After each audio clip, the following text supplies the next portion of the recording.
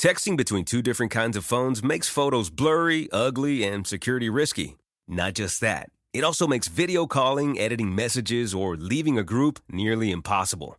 With WhatsApp, everyone can enjoy seamless messaging with the protection of end-to-end encryption. Streamline your messages across all devices on WhatsApp. Message privately with anyone you want. Click the banner or download now to learn more.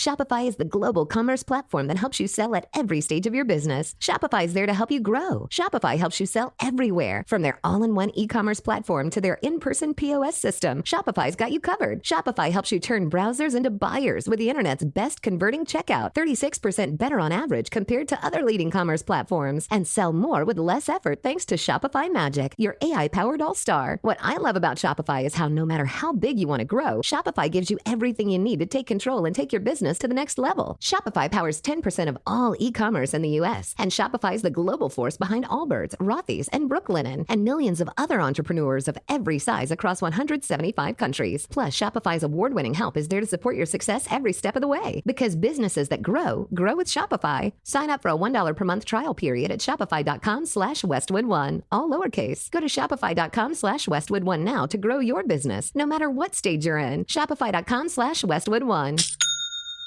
Welcome to another round of Drawing Board or Miro Board. Today we discuss technical diagramming with systems architect Maya. Let's go. First question. You've spent 10 hours slogging over a sequence diagram that should have taken 5. Drawing board or Miro board? Drawing board. And if I'm being honest, Miro would probably cut that time down by half. You know, with its AI tools and ready-to-go templates. Next, your diagrams become so bulky, it's more complex than the solar system. But all it takes is a few clicks and... It's Miro. I've used those technical shape packs way too many times. Now, the final question. Everyone's brought in, but you have to make all these tasks all the way over in Jira. But wait, it's done. Is it... Miro, easy with its two-way Jira sync. Easy to plot dependencies. Everyone always knows what's up. And she's done it. For a limited time, visit Miro.com/diagram now and get a free business plan trial to unlock even more features like advanced shapes, dependency mapping, and two-way Jira syncing. Get started today at Miro.com/diagram now. Welcome back to the now official Jello Jiggling a Lakers podcast with Ryan Ward. Finally got that name in there with a cool graphic. Always thought that saying by Chick Hearn was awesome. So what a name for a podcast, right? So that's what it's going to be from here on out. I'm excited about it. But let's dive right in with the Lakers because ain't much going on right now. But I did think the game last night against the Spurs was kind of exciting. Well, because Victor Wembanyama, hope I'm saying that right, put on a show against the Lake Show. Even though the Lakers came out on top and pretty much dominated the entire game, Wemby didn't go down without a fight. Putting up a 5-by-5, which is the first time I've actually heard of that. I guess that means 5 points, 5 rebounds, 5 assists, 5 steals, and 5 blocks. And he checked all those boxes. And it wasn't just checking them a little bit. 27 points, 10 boards, 8 assists, 5 steals, and 5 blocks. The guy is a friggin' monster. I mean, watching him play last night against AD, who I think is a really tough challenge for him. He was remarkable. I mean, this kid, I think he's definitely going places. I mean, all the hype it's all true. I mean, it's all the future is quite bright in San Antonio as long as they put some people around it, because that's the one thing I noticed more than anything. It's like Spurs suck this season. I mean, let's not sugarcoat it here. They're terrible. They're 11-46. One of those wins actually was against the Lakers, but they've won one game in the last 10. They're a sinking ship. They're headed toward the draft lottery again, which is probably a good thing, considering they need to build around Wembanyama moving forward because they don't have anybody. A lot of their guys are good but not great. There's no complimentary piece next to Wembanyama. You could just tell. It was a sloppy game. It was all Wembanyama, and that's it. but he did put up a fight, like I said. He gave AD a run. But AD played great as usual this season. 28 points, 13 rebounds, 10 for 14 shooting in only 29 minutes.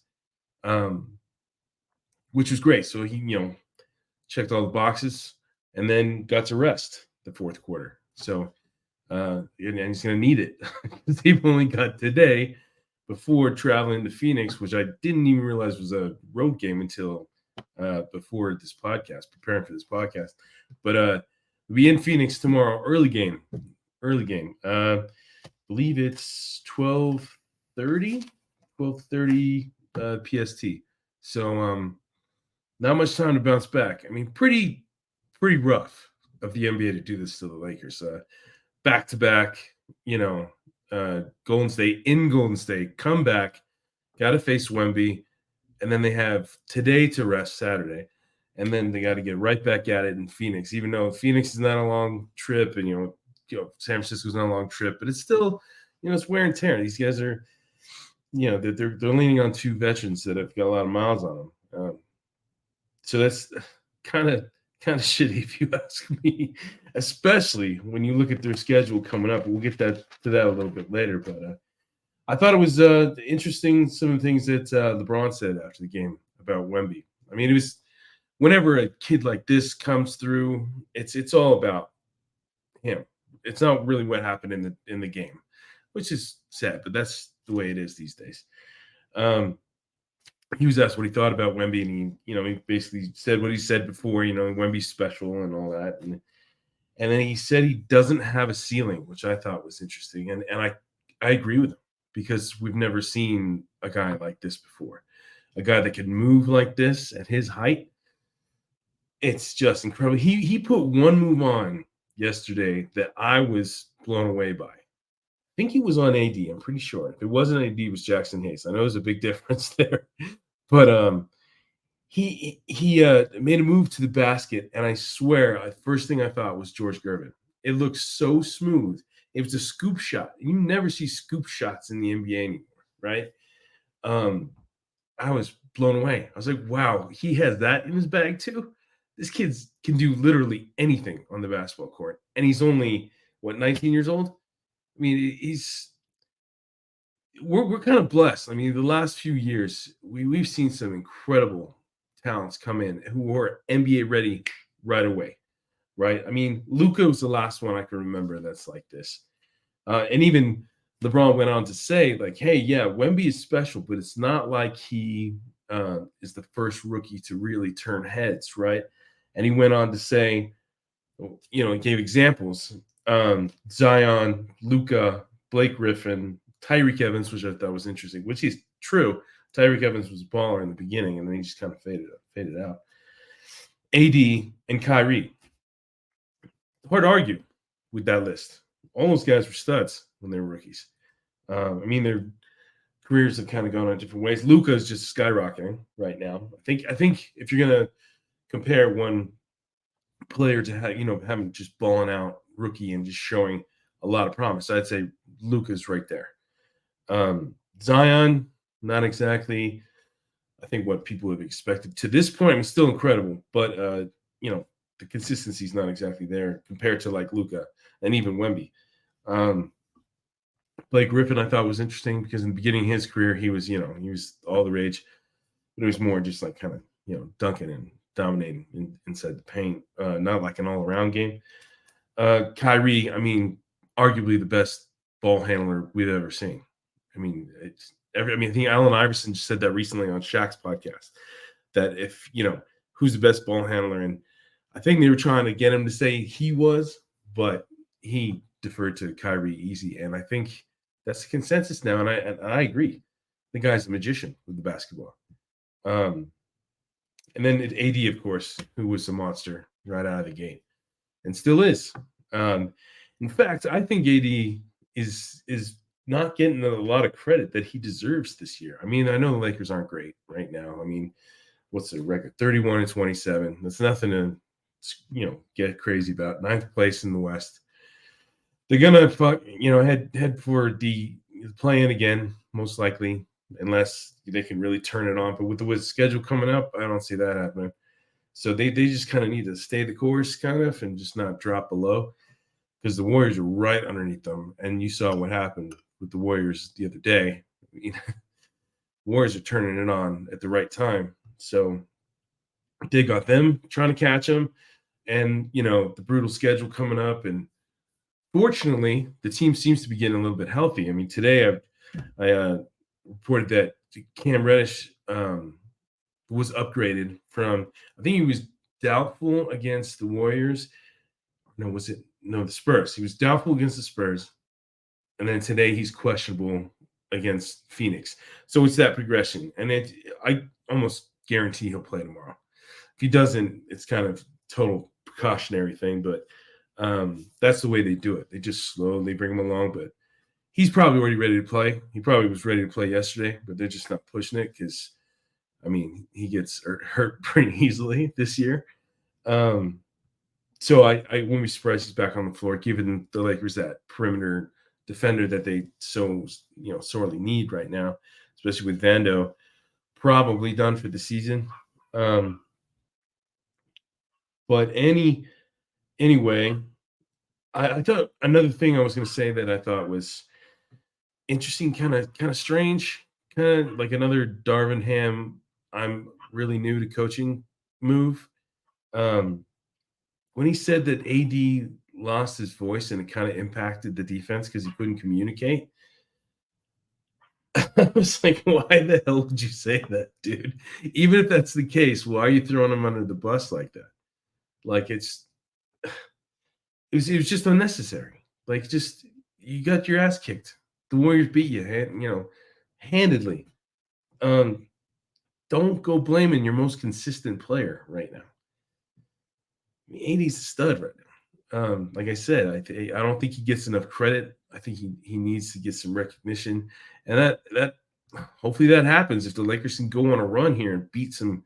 Shopify is the global commerce platform that helps you sell at every stage of your business. Shopify is there to help you grow. Shopify helps you sell everywhere, from their all-in-one e-commerce platform to their in-person POS system. Shopify's got you covered. Shopify helps you turn browsers into buyers with the internet's best converting checkout, 36% better on average compared to other leading commerce platforms, and sell more with less effort thanks to Shopify Magic, your AI-powered all-star. What I love about Shopify is how no matter how big you want to grow, Shopify gives you everything you need to take control and take your business to the next level. Shopify powers 10% of all e-commerce in the U.S., and Shopify is the global force behind Allbirds, Rothy's, and Brooklinen, and millions of other entrepreneurs of every size across 175 countries. Plus, Shopify's award-winning help is there to support your success every step of the way. Because businesses that grow with Shopify. Sign up for a $1 per month trial period at shopify.com/Westwood1, all lowercase. Go to shopify.com/Westwood1 now to grow your business, no matter what stage you're in. Shopify.com/Westwood1. How about Captain Crunch's Crunch Berries with breakfast? Whoa, Dad, we're on Crunch Island. It's Jean Lefoot. And he stole our crunch. Quick, the zip line. He's getting away. Throw our last Crunch Berry. No! No one steals my Crunch Berries. I think you mean my crunch berries. Choose your own crunch venture with Captain Crunch. Welcome to another round of Boardroom or Miro Board. Today we talk retrospectives with Agile coach Maria. Let's go. First question. You've spent 2 hours in a team retro, but the only input you've heard is Dave's. Boardroom or Miro Board? Boardroom. In Miro, Dave can't hog the space because everyone can add thoughts anonymously, online at the same time. Correct. Next, you need the team to act on feedback fast. So you turn all those retro notes into Jira tasks. Miro all the way. And I can assign those tasks to teammates. You're nailing this. Now, you see hundreds of sticky notes from the retro. A real mess. But you organize them into 5 themes in just seconds. Miro, I basically get back an entire hour when I use its AI tools for clustering. And she's done it. For a limited time, visit Miro.com/retro now for a free business plan trial to unlock advanced retro tools like private mode, voting, and two-way Jira syncing. That's Miro.com/retro now. Good teams consistently, because when I rattle off these games, you're going to be like, whoa, I don't know how they're going to come out on this one. And I don't know how they're going to come out on this one. I mean, hopefully, they get a little healthier. Maybe Gabe Vincent comes back. I mean, I don't know. I don't even know what that would really do because we haven't seen what impact he's going to make on the floor. But Cam coming back definitely is a step in the right direction. It just, whose minutes is he going to steal now? Because Ham has a love. Spacing on the word here.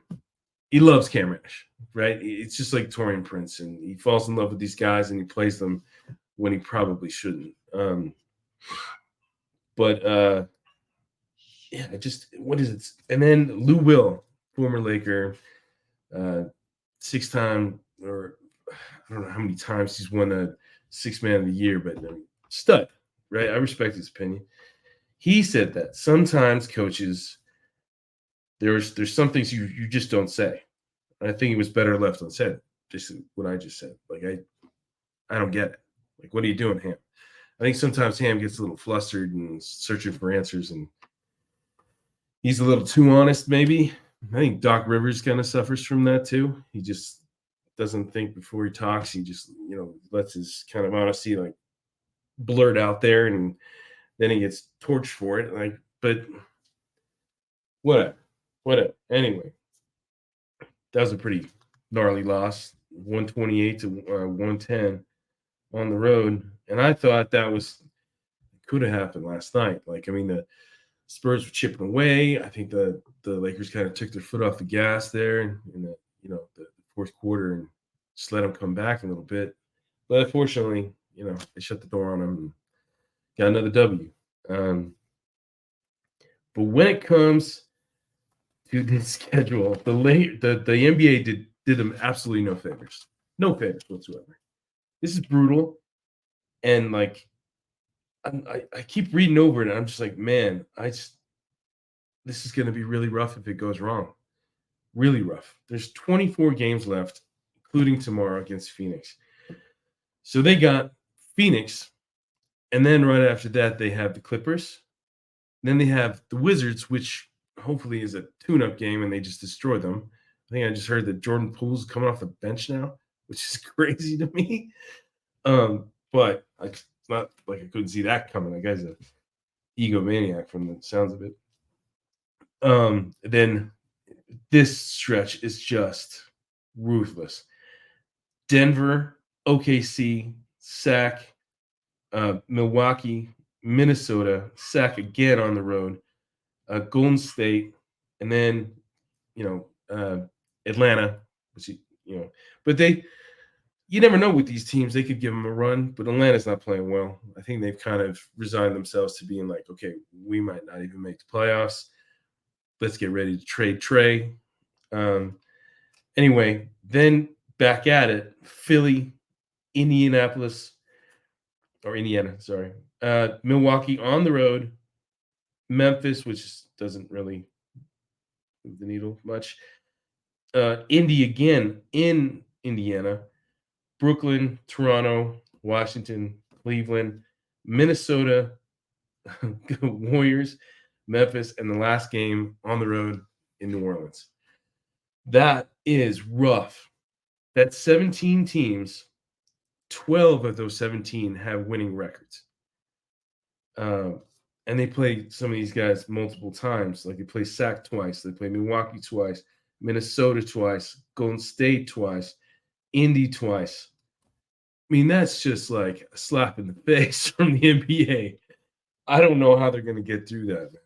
But if they can cut that in half, if they can go 500 through that stretch, I think the Lakers do have a legit chance of being a force to be reckoned with once the playoffs start.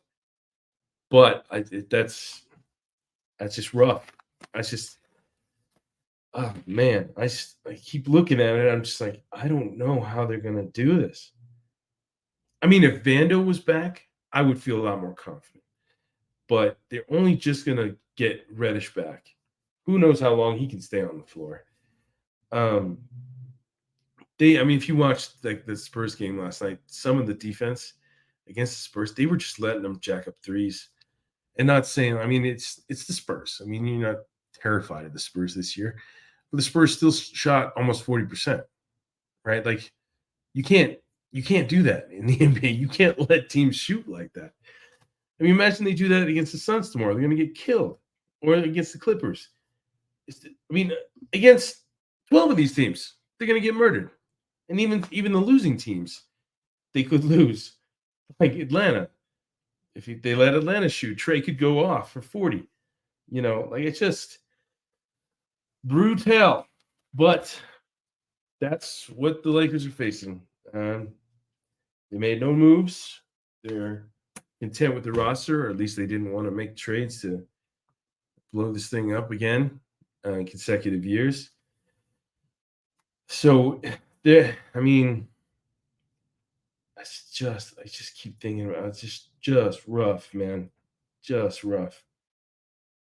And if it gets ugly, you could see, finger pointing start. That's usually what happens at the end of the season. Like if it just goes bad, which if it goes the way you would anticipate it going, like from record wise, it's going to go bad.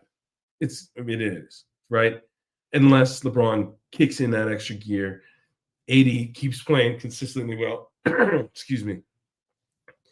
And they keep getting, consistent performances from D'Lo.